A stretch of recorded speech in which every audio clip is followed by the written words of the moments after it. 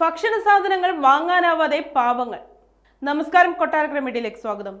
നവംബറിലെ ഉപഭോക്തൃ വില സൂചിക CPI അടിസ്ഥാനമാക്കിയുള്ള വിലക്കയറ്റ നിരക്ക് പുറത്തു വന്നപ്പോൾ രാജ്യത്തെ ഭക്ഷ്യോൽപാദന വില നിരക്ക് ഏറ്റവും കുറഞ്ഞ നിലയിൽ. കേന്ദ്ര സ്ഥിതിവിവരക്കണക്ക് മന്ത്രാലയം പുറത്തുവിട്ട കണക്ക് പ്രകാരം നവംബറിൽ ഭക്ഷ്യവിലക്കയറ്റം 9.4% ഉയർന്നിരിക്കുകയാണ്. ഒക്ടോബറിൽ 10.87%. പഴം, പച്ചക്കറി, എണ്ണ, മത്സ്യമാംസാദികൾ, വാഹനം എന്നിവയുടെ ഉയർന്ന നിലയാണ് പ്രധാനമായും വിലക്കയറ്റം ഉയർത്താനുള്ള കാരണം.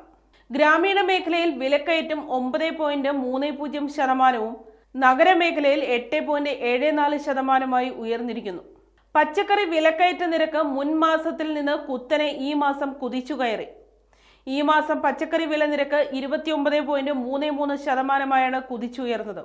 പാർപ്പിട മേഖലയുടെ വിലക്കയറ്റം 2.89%-ആയി ഉയർന്നു. രാജ്യത്തെ മൊത്തം വിലക്കയറ്റം 2.87%-ആയിട്ടാണ് മാറിയിരിക്കുന്നത്.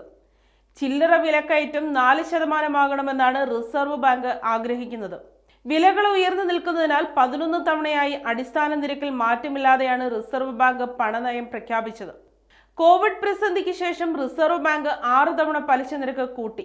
വിലക്കയറ്റം നിയന്ത്രിക്കാൻ കേന്ദ്ര ഇടപെടൽ ഇല്ലാത്തതും ഉയർന്ന ഇന്ധനവില, ഗതാഗത ചെലവ് കൂടുന്നതുമാണ് ഭക്ഷ്യസാധനങ്ങൾക്ക് ഇന്ത്യയിൽ വില കൂടുന്നത്.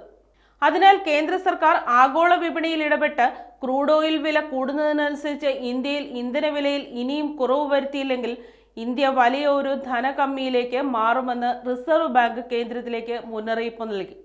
ഈ രീതിയിൽ പോയാൽ അടുത്ത മാസം വിലക്കയറ്റം ഇരട്ടിച്ച് സാധാരണ ജനങ്ങളുടെ ജീവിതം പട്ടിണിയിലാകുമെന്നും സാമ്പത്തിക വിദഗ്ധർ മുന്നറിയിപ്പ് നൽകി കഴിഞ്ഞു.